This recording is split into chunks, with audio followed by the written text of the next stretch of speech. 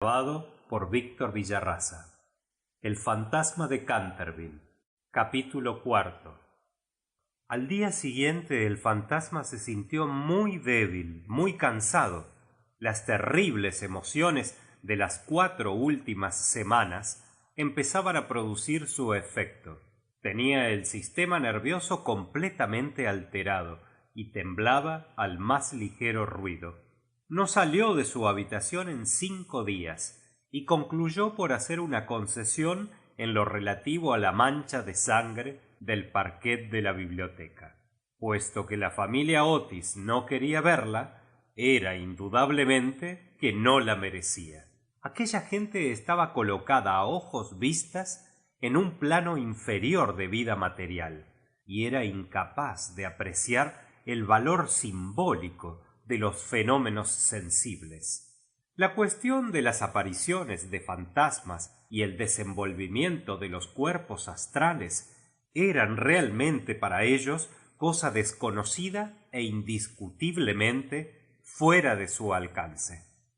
Constituía para él un deber ineludible mostrarse en el corredor una vez a la semana y farfullar por la gran ventana ojival el primero y el tercer miércoles de cada mes. No veía ningún medio digno de sustraerse a su obligación. Verdad es que su vida fue muy criminal, pero quitando eso, era hombre muy concienzudo en todo cuanto se relacionaba con lo sobrenatural. Así pues, los 3 sábados siguientes atravesó, como de costumbre, el corredor entre 12 de la noche y 3 de la madrugada, tomando todas las precauciones posibles para no ser visto ni oído. Se quitaba las botas, pisaba lo más ligeramente que podía sobre las viejas maderas carcomidas, envolvíase en una gran capa de terciopelo negro y no dejaba de usar el engrasador Sol Levante para engrasar sus cadenas. Me veo precisado a reconocer que sólo después de muchas vacilaciones se deslizó en el dormitorio de Mistress Otis y se llevó el frasquito. Al principio se sintió un poco humillado, pero después fue suficientemente razonable para comprender que aquel invento merecía grandes elogios y que cooperaba en cierto modo a la realización de sus proyectos. A pesar de todo, no se vio cubierto de matracas. No dejaban nunca de tenderle cuerdas de lado a lado del corredor para hacerle tropezar en la obscuridad, y una vez que se había disfrazado para el papel de Isaac el Negro o el cazador del bosque de Huxley, cayó cuan largo era al poner el pie sobre una pista de maderas enjabonadas que habían colocado los gemelos desde el umbral del salón de tapices hasta la parte alta de la escalera de roble.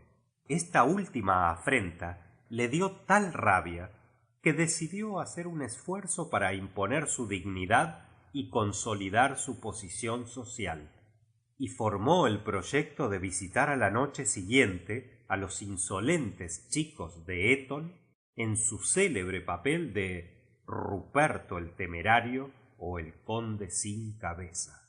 No se había mostrado con aquel disfraz desde hacía 70 años, es decir, desde que causó con él tal pavor a la bella Lady Bárbara Modish que ésta retiró su consentimiento al abuelo del actual Lord Canterville y se fugó a Gretna Green con el arrogante Jack Castletown, jurando que por nada del mundo consentiría en emparentar con una familia que toleraba los paseos de un fantasma tan horrible por la terraza al atardecer.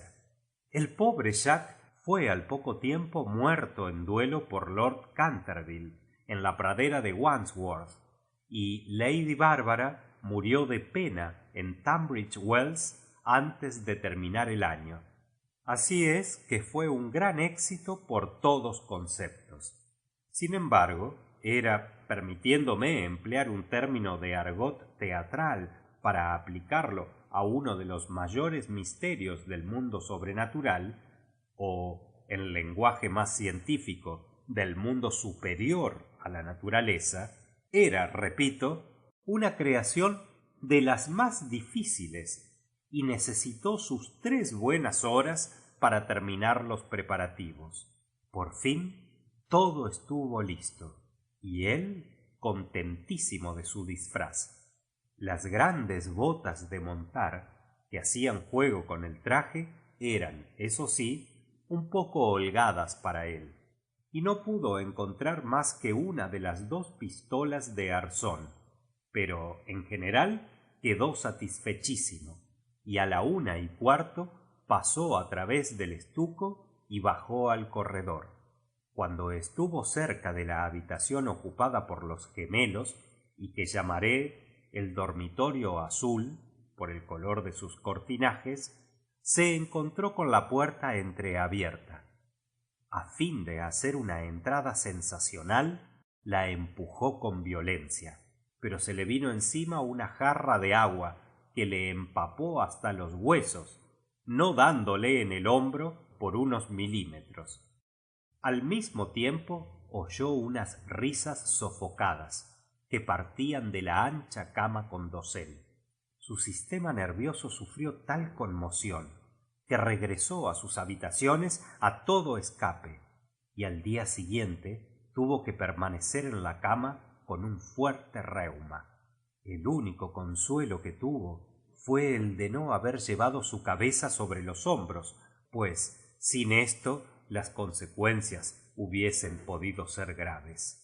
Desde entonces renunció para siempre a espantar a aquella recia familia de americanos, y se limitó a vagar por el corredor con zapatillas de orillo, envuelto el cuello en una gruesa bufanda, por temor a las corrientes de aire, y provisto de un pequeño arcabuz para el caso en que fuese atacado por los gemelos.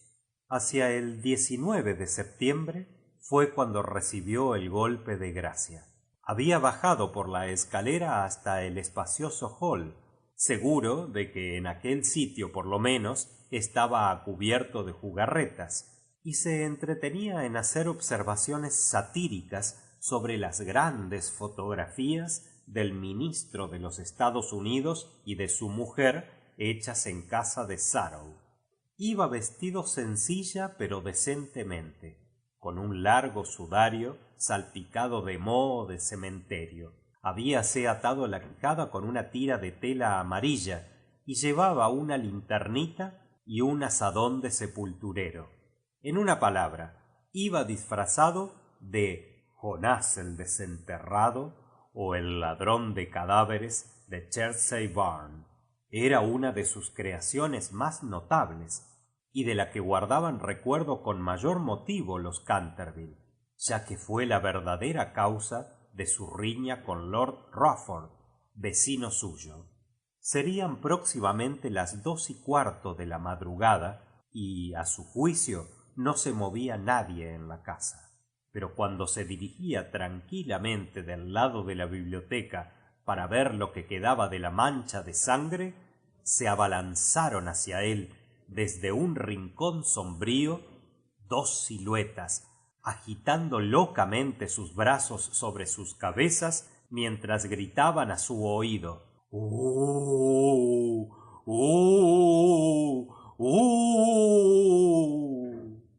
Lleno de un terror pánico, cosa muy natural en aquellas circunstancias, se precipitó del lado de la escalera, pero se encontró frente a Washington Otis, que le esperaba armado con la regadera del jardín, de modo que, cercado por sus enemigos, casi acorralado, tuvo que evaporarse en la gran estufa de hierro colado que, afortunadamente para él, no estaba encendida, y abrirse paso hasta sus habitaciones por entre tubos y chimeneas, llegando a su domicilio en el tremendo estado en que le pusieron la agitación, el hollín y la desesperación. Desde aquella noche no volvió a vérsele nunca de expedición nocturna.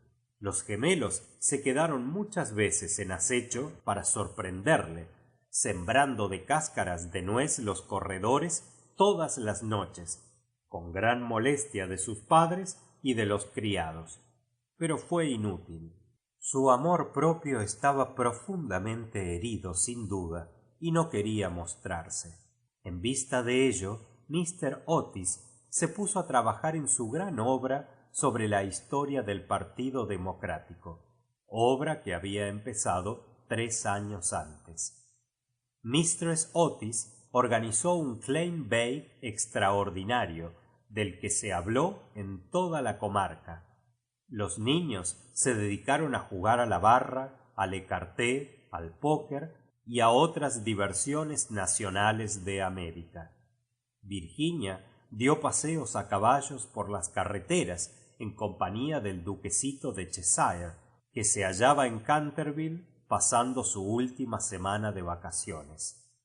Todo el mundo se figuraba que el fantasma había desaparecido, hasta el punto que Mr. Otis escribió una carta a Lord Canterville para comunicárselo, y recibió en contestación otra carta en la que éste le testimoniaba el placer que le producía la noticia y enviaba sus más sinceras felicitaciones a la digna esposa del ministro.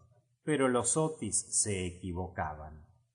El fantasma seguía en la casa, y aunque se hallara muy delicado, no estaba dispuesto a retirarse, sobre todo después de saber que figuraba entre los invitados el duquesito de Cheshire, cuyo tío, Lord Francis Stilton, apostó una vez con el coronel Carbury a que jugaría a los dados con el fantasma de Canterville. A la mañana siguiente se le encontró tendido sobre el suelo de la sala de juego en un estado de parálisis tal que, a pesar de la edad avanzada que alcanzó, no pudo nunca pronunciar más palabras que estas: 6 doble. Esta historia era muy conocida en su tiempo, aunque, en atención a los sentimientos de 2 familias nobles, se hiciera todo lo posible por ocultarla, y existe un relato detallado de todo lo referente a ella en el tomo 3 de las Memorias de Lord Tattle sobre el príncipe regente y sus amigos.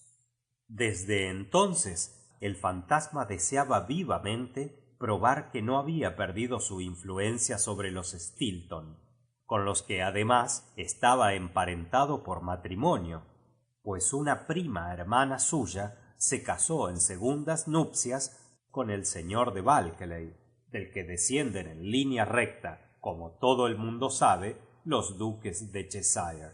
Por consiguiente, hizo sus preparativos para mostrarse al pequeño enamorado de Virginia en su famoso papel del fraile vampiro o el benedictino desangrado.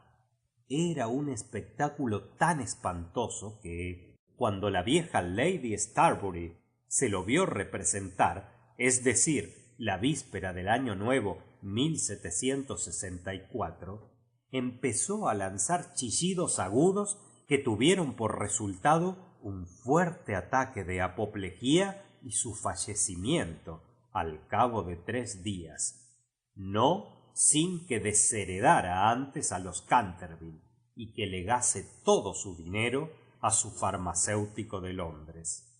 Pero a última hora, el terror que le inspiraban los gemelos le retuvo en su habitación, y el duquesito durmió tranquilo en el gran lecho con dosel, coronado con plumas del dormitorio real, soñando con Virginia. Fin de la sección número 4.